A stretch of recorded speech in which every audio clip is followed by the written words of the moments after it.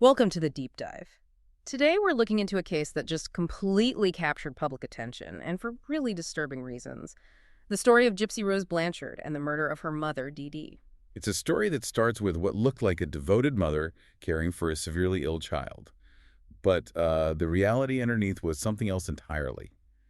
We're going to unpack the years of medical deception, the manipulation, and the fallout from Dee Dee's death in 2015. Right. Our mission here is to use the source materials we have to get past those initial kind of sensational headlines and understand the layers, because this wasn't straightforward at all. Not even close. Yeah. We're talking about alleged fictitious disorder imposed on another FDIA, which used to be called Munchausen by proxy, and how that played into Dee Dee manipulating charities, the community, everything. Okay, so let's set the scene. June 10th, 2015.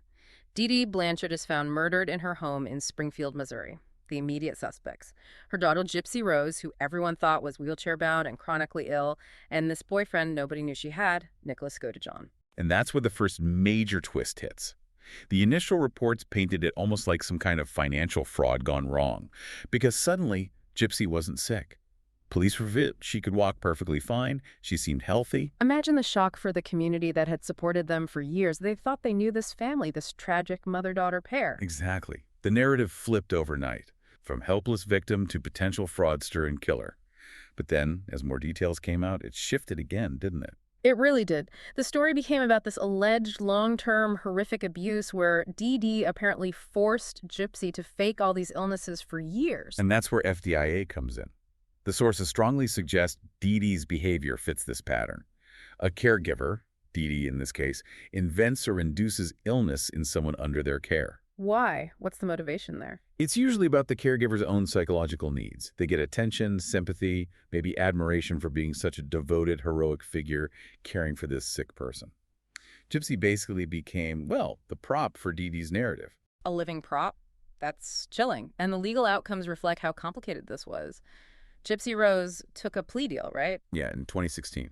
Second-degree murder.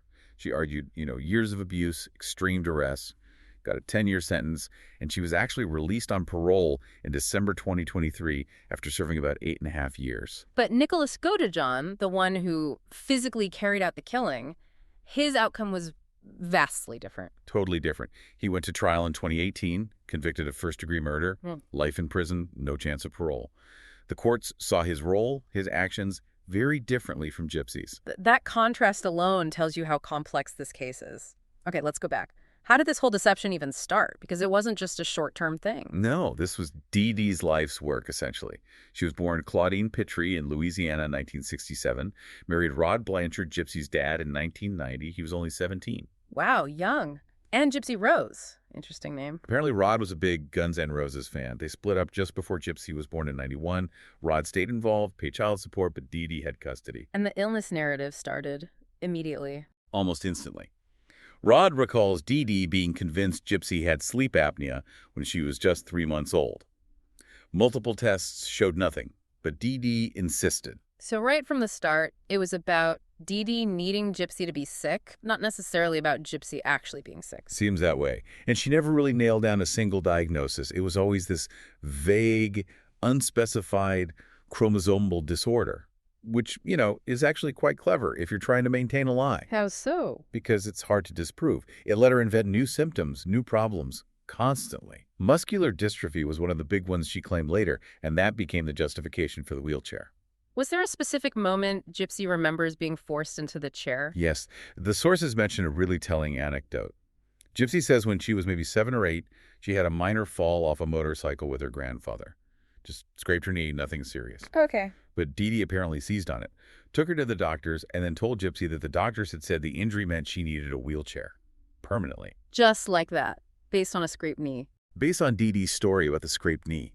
It wasn't about the injury, it was about locking Gypsy into that role, that physical limitation, confining her to the fantasy Dee Dee was building. And the source material mentions some disturbing earlier stuff, too, involving Dee Dee's own family, before Gypsy. Right, there are allegations, serious ones, about Dee Dee potentially poisoning her own stepmother, Laura Petra, using Roundup weed killer, supposedly. Laura suffered from this long, mysterious illness. Oh my God. And did the family suspect Dee Dee? They apparently grew suspicious, both about Laura's health and about how controlling Dee Dee was becoming with little Gypsy. And what happened? Dee Dee packed up and left with Gypsy. And Laura's illness. The sources say Laura's symptoms significantly improved almost immediately after Dee Dee left. Well, it certainly looks like a pattern of potentially inducing illness for control or attention, even before the full-blown Gypsy situation. And moving away also helped isolate Gypsy further, didn't it? The homeschooling aspect. Absolutely crucial. Gypsy apparently stopped formal schooling very early, maybe after second grade, maybe even kindergarten. Dee Dee claimed it was because of her severe illnesses, hospital stays, But really, it cut her off from the outside world. Completely. No teachers, no classmates, no other adults who might notice something was off. It kept Gypsy dependent solely on Dee Dee's version of reality. Total isolation. It's hard to fathom. Ah. And then came Hurricane Katrina in 2005, which, bizarrely, seems to have helped Dee Dee maintain the facade. It was, in a twisted way, the perfect cover story. They were living near New Orleans at the time. They ended up being airlifted out of a special needs shelter in Covington, Louisiana, and relocated to Missouri. And Dee Dee claimed that everything was lost in the flood. All of Gypsy's medical records, her birth certificate, gone. Wiped clean. So when they arrived in Missouri, there was no paper trail for doctors to check, no history to contradict whatever Dee Dee told them. Exactly. Yeah. It created a medical clean slate. Any doctor questioning the expensive list of illnesses could be told, well, the proof was lost in Katrina. It was a tragically convenient explanation. And arriving in Springfield, Missouri around 2008, they weren't just newcomers. They were portrayed as Katrina victims, a single mom and her severely disabled daughter who'd lost everything. The sympathy must have been immense. And the community really responded. Habitat for Humanity built them a house, didn't they? Yeah, a specially equipped one, wheelchair ramp, accessible features, even a hot tub, the sources say. And the charity didn't stop there. Free flights to Children's Mercy Hospital in Kansas City for treatments Gypsy didn't need. Free trips to Disney World. Make-A-Wish got involved, too. Gypsy got to meet Miranda Lambert backstage. They became these local symbols of resilience, of tragedy overcome, and Dee Dee cultivated that image relentlessly. What were the day-to-day things she did to keep the illusion going?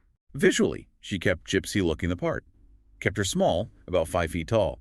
Made her wear these big glasses, speak in a high, childlike voice, even into her 20s. To make her seem younger and more helpless. Precisely.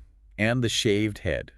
Dee Dee shaved Gypsy's hair off regularly, telling everyone it was because the medications Gypsy was supposedly on would make it fall out anyway. So she looked like a cancer patient undergoing chemo. Exactly. It reinforced that image of constant serious illness. And outside the house, it was even more performative. Like the oxygen tank and feeding tube. Yep. They'd often have those with them in public. And Gypsy, a young adult by this point, was being fed Pediasure, a children's nutritional supplement, through that feeding tube. Even though she could eat normally. She could eat normally.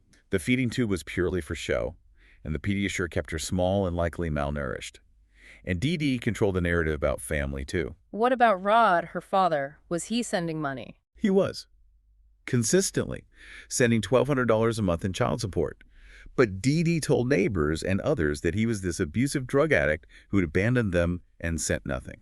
Painting herself as the lone martyr mom. It just amplified the sympathy, made people want to help her even more. It was an incredibly detailed, multi-layered deception. Which brings us to the medical procedures. This wasn't just about saying Gypsy was sick. Dee Dee subjected her to actual, invasive, and unnecessary medical treatments. This is where it gets really dark. It really does. Beyond the physical control in public, Gypsy mentioned Dee Dee would always hold her hand, squeeze it painfully if she stepped out of line or said something too normal. Like a warning signal. Exactly. And behind closed doors, Gypsy reported physical abuse, being hit with Dee Dee's hands, sometimes even a coat hanger. But the medical interventions were arguably far worse because they were permanent. Let's talk about those. The drooling issue, for instance. Right. Dee Dee claimed Gypsy had terrible problems with drooling, but Gypsy later said her mother would actually induce the drooling before doctor visits. By rubbing a topical anesthetic on her gums, it would numb the area and make her drool. And doctors believe this was a real symptom. Apparently so. And the treatment was extreme.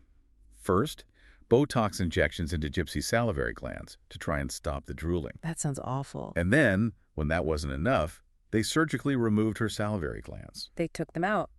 Completely. Yes, based on a symptom Dee Dee fabricated and likely induced. The consequences were immediate and lasting. Constant dry mouth. And that led to other problems, didn't it, with her teeth? It compounded things horribly. Because Dee Dee also had Gypsy on unnecessary anti-seizure medication Tupamax was mentioned, which has a known side effect of causing tooth decay. Especially in a dry mouth environment with no saliva to protect the teeth. Exactly. So the combination of the surgically induced dry mouth and the medication side effects destroyed her teeth. All of To it. severe decay, infections. To the point where Most of her front teeth had to be pulled out. They were replaced with a bridge. So Dee Dee's actions led to chemical dependency, physical mutilation, all to maintain this lie. And Gypsy mentioned addiction, too. Yes, she said she developed an addiction to pain medication starting around age 16 because Dee Dee was constantly giving her powerful, unnecessary drugs. So Dee Dee wasn't just making Gypsy pretend to be sick. She was actively making her sick, malnourished, addicted, physically altered. It's the terrifying core of FDIA, inflicting real harm for the caregiver's benefit. Despite all this effort, you'd think someone would have noticed. Were there moments where the facade started to crack, where the system had a chance to step in? There were several critical moments, actually, and this is where we see the failures. The first big red flag was raised back in 2007. Who was that? A pediatric neurologist in Springfield, Dr. Bernardo Flasterstein. He became really suspicious. He ran MRIs, blood tests, everything Dee Dee claimed supported muscular dystrophy, and found nothing. Zero evidence. Did he see Gypsy walk? He did. He noted she could stand and support her own weight. He even challenged Dee Dee, telling her he saw no reason she couldn't walk. Did he check her previous records?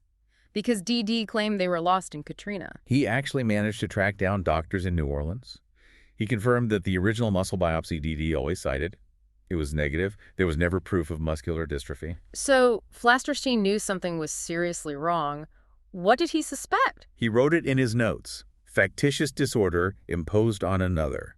He suspected FDIA. Okay, so he documented it. Did he report it to Child Protective Services? He didn't, and this is a huge point of criticism later. Why not? The sources suggest he was worried. Worried about not being believed, worried about Dee Dee's reputation as this devoted mom, maybe even worried about getting sued. He mentioned colleagues advising him to treat them with golden gloves. Yeah, basically handle with care, don't rock the boat. But medical experts argue that once FDIU was suspected and documented, there was likely a professional, if not legal, obligation to report suspected abuse or neglect. What did Dee Dee do when she found out he was suspicious? Classic FDIA behavior. She found out he suspected her story, probably saw his notes, and immediately stopped taking Gypsy to see him. Doctor shopping.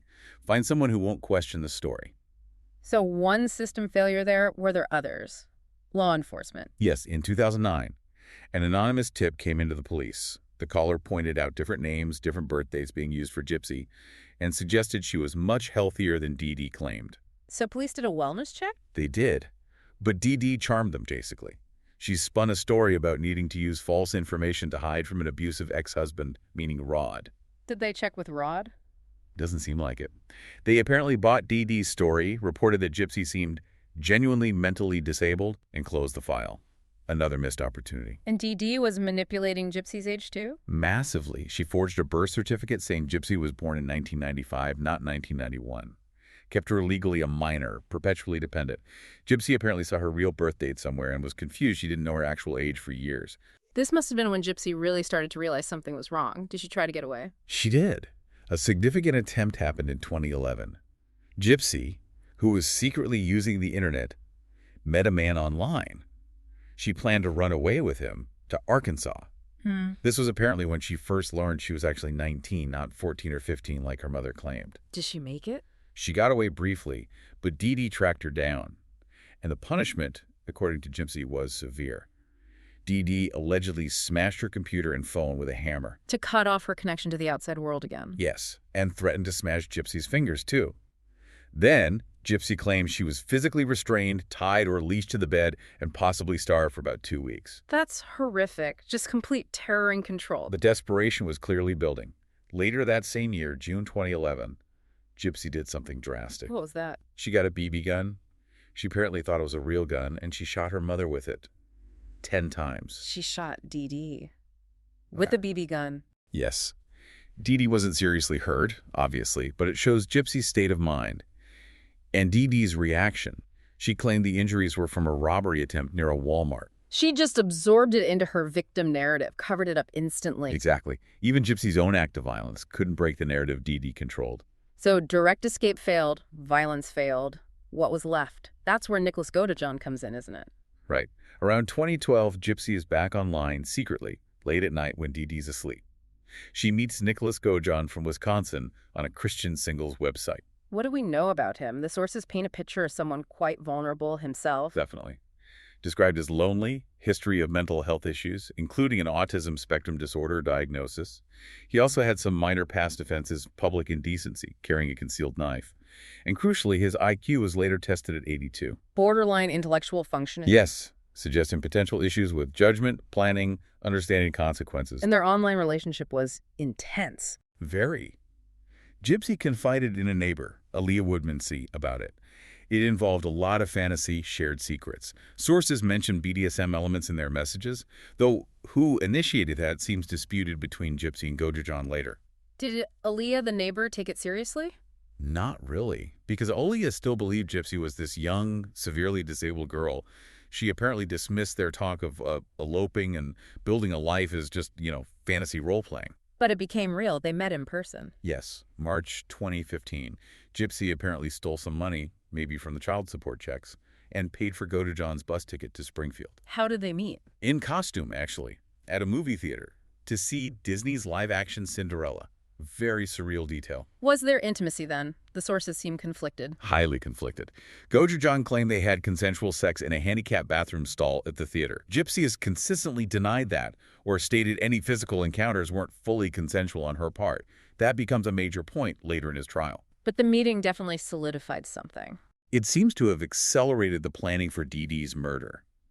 They had apparently been talking about it, maybe vaguely, for about a year, but after meeting, it became more concrete. But Gypsy was also considering another plan. Yes. This is fascinating. In the week leading up to the murder, Gypsy was apparently thinking about getting pregnant by Gojon. Why? Her hope, it seems, was that if she were pregnant, Dee Dee might be forced to accept Gojon and their relationship, letting Gypsy have some freedom without resorting to murder. Wow. So she was desperate for any way out. Any way at all. She even stole baby clothes from Walmart during a shopping trip with Dee Dee around that time.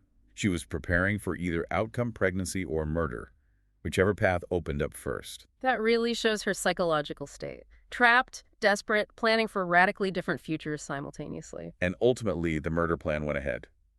June 2015, Gojon travels back to Springfield. What were the circumstances that night? Dee Dee and Gypsy had actually just come back from the ER. Apparently, one of Gypsy's feeding tubes needed replacing another unnecessary procedure. Dee Dee went to sleep. And Gypsy let Gojon in. That's the account. She let him in the house, gave him duct tape, gloves, and a knife that they had purchased. What was Gypsy's role during the actual act? She says she went into the bathroom, covered her ears, didn't want to hear it. Gojon went into Dee Dee's bedroom where she was sleeping. Hey.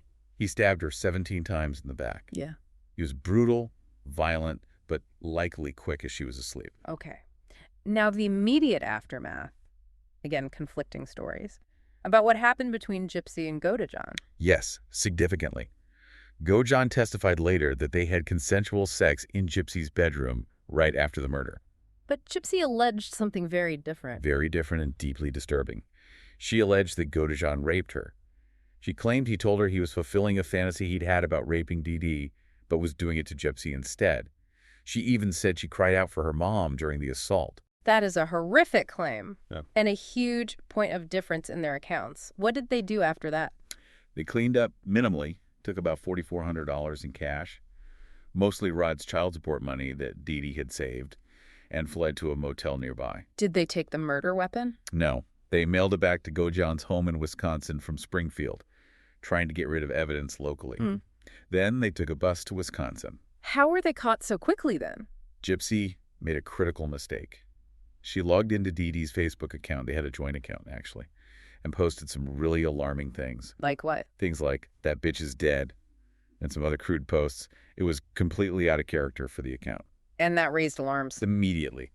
Neighbors saw the posts, saw Dee Dee's car hadn't moved, couldn't get anyone to answer the door. They got worried, especially for helpless Gypsy, and called 911. Police went in. Got a warrant, went inside, and found Dee Dee's body. The initial reaction from friends was panic for Gypsy. They started a GoFundMe, thinking she'd been kidnapped or was lost without her mother. But the neighbor, Aaliyah, knew about Gojon. Yes. As soon as she heard Dee Dee was dead, She went straight to the police with Godejohn's name and printouts of the messages she'd seen between him and Gypsy. That must have cracked the case wide open. Instantly. Police traced the IP address from those Facebook posts. It led directly to Godejohn's house in Big Bend, Wisconsin. They were arrested there the very next day. And then came that famous press conference. Sheriff Jim Arnott. Right. He announced Gypsy was found safe, but then dropped the bombshell. Things are not always what they appear. He confirmed Gypsy could walk, that she wasn't disabled, and that fraud was suspected. Urged people to stop donating. The whole narrative just collapsed in public view. The sympathy must have shifted incredibly fast once the abuse allegations started coming out. Oh, massively. Public opinion swung hard towards Gypsy being a victim. Even the prosecutor, Dan Patterson, acknowledged how extraordinary and unusual the case was. He decided pretty quickly not to seek the death penalty for either of them. Which paved the way for Gypsy's plea deal. Exactly. Her defense leaned heavily on the decades of abuse, the FDIA, the psychological trauma. She pleaded guilty to second-degree murder in 2016, got the 10-year sentence. And that detail about her gaining weight in jail. Yeah, her lawyer made a point of that. She gained 14 pounds, about 6.4 kilos, just in county jail, which is the opposite of what usually happens. It was physical proof of the malnourishment, the control Dee Dee had exerted through that Pediasure diet. She was finally eating real food. But Godejohn's path was very different. He faced a jury trial. He did. First-degree murder charges. The prosecution argued he was the one who physically did the killing, and that the text messages showed he was an active participant in the planning, not just a puppet. What was his defense strategy? Diminished capacity. They focused on his autism diagnosis, his low IQ, in '82, his mental health history. They argued he was love-struck, easily manipulated by Gypsy, and couldn't form the necessary intent, the premeditation for first-degree murder. Basically, that Gypsy planned it, and he just carried it out because of his vulnerabilities. That was the core argument. But the prosecution had those text messages. What did they show? Very specific planning. Godejohn asking about Dee Dee's routine, where she slept, how best to do it. It really undermined the idea that he was just passively following orders. It looked like active, deliberate planning. And the jury? They didn't buy the diminished capacity defense. They deliberated for only about 2 hours. Guilty, first-degree murder, plus armed criminal action. So, life without parole, plus extra time for using the knife. Exactly. Life plus 25 years, running concurrently. A stark contrast to Gypsy's 10 years. Were there issues raised later, maybe in appeals, about evidence the jury didn't fully consider regarding his mental state? There were. Appeals documents brought up videos and evidence that reportedly showed Gypsy giving Godejohn very explicit step-by-step instructions, really manipulating him. The defense argued the jury didn't get the full picture of his limited capacity and how Gypsy directed him. So the legal wrangling continued, highlighting just how murky the question of culpability was for him. Absolutely. Even the trial judge acknowledged that the lack of deep testimony on his diminished capacity might be grounds for an appeal, suggesting the legal system itself struggled with how to weigh the abuse against the act of murder carried out by someone with his challenges. What about the community back in Springfield? How did they react once the truth came out? Utter shock, and I think a sense of betrayal. Remember, over 60 people attended Dee Dee's initial vigil. Neighbors like Aaliyah Woodmansee spoke about feeling naive, questioning their own judgment and generosity. Sheriff Arnott kind of summed it up, didn't he? Saying Springfield is generous, but sometimes we are deceived. Yeah, the very system of community support that Dee Dee exploited now felt almost complicit, unknowingly enabling the situation. And Dee Dee's own family back in Louisiana, they didn't seem to mourn her. Not according to the sources. Her father and stepmother reportedly had no funeral, showed no grief. There was even a claim they flushed her ashes down the toilet. Wow, why such a harsh reaction? They seemed to feel that Gypsy had suffered enough, that Dee Dee got what was coming to her, in a way. They clearly saw Dee Dee as the source of the problem for years. And Rod, Gypsy's dad. He expressed forgiveness for Gypsy. He framed it as Dee Dee creating this web of lies that ultimately trapped everyone, including Dee Dee herself. He maintained his relationship with Gypsy throughout her incarceration. What about Gypsy herself reflecting on this while in prison? She used the prison computers to research, looked up Munchausen by proxy, FDIA. She said her mother matched every single symptom. It seems like understanding the condition gave her some clarity. And she made that striking comment about freedom. Yes, that quote really stands out. I feel like I'm more free in prison than with living with my mom, because now I'm allowed to just live like a normal woman. It just perfectly encapsulates the psychological prison Dee Dee had built. Did medical experts weigh in publicly? Oh, yes. Dr. Mark Feldman, a big name in FDIA research, was very clear. He stated Dee Dee definitely had the disorder and called Gypsy little more than a tool for her mother's needs. Did he comment on the rarity of it escalating to murder? He did. He stressed how unprecedented it was in his experience for the abused child in an FDIA case to kill the abuser. It highlighted the extreme level of desperation Gypsy must have reached. Feldman also criticized Dr. Flasterstein, the neurologist who suspected FDIA but didn't report it. Very sharply. He argued that once Flasterstein had FDIA in his notes, he had a professional, likely legal duty to report it. He saw it as a major failure of the system designed to protect children. And he acknowledged why it happens, that fear of challenging the devoted caregiver. Exactly. He pointed out that FDIA abusers are master manipulators. They often look like saints to the outside world. Challenging that takes courage, and too often professionals back down, leaving the victim trapped. And Gypsy's life now, post-release? Well, she was released in December 2023. She had actually married Ryan Scott Anderson while still incarcerated in 2022, but they separated fairly soon after her release, around March 2024. She remains a subject of intense media focus. Understandably. Her story touches on so many complex themes. So, wrapping this deep dive up, what are the main things we've learned from looking closely at the sources? I think it's the sheer scale and meticulousness of Dee Dee's deception over decades. The truly shocking extent of the medical abuse, the physical and chemical harm inflicted, and the incredible legal complexity when you're prosecuting someone who is both a victim and, in Gypsy's case, a participant in the final crime. And the unavoidable takeaway is the failure of the systems meant to protect kids. Medical professionals hesitating, law enforcement being misled, multiple points where intervention could have happened but didn't. Which leaves us with a really tough question for you, the listener, to think about. Dee Dee was incredibly skilled at manipulating sympathy and deflecting suspicion. How do we get better at seeing past that? How do we train doctors, social workers, even police to recognize the subtle signs of something like FDIA and to have the courage to act even when the suspected abuser looks like a hero? And for communities. How do we balance generosity and support with a healthy level of critical awareness? When does unquestioning support potentially enable harm? It's not about blaming neighbors, but about learning how these situations can persist for so long. It's a disturbing reminder that the most carefully constructed facades can hide the deepest deceptions and abuse. Definitely. The Blanchard case is a tragic illustration of what can happen when the image is allowed to obscure a horrifying reality for far too long.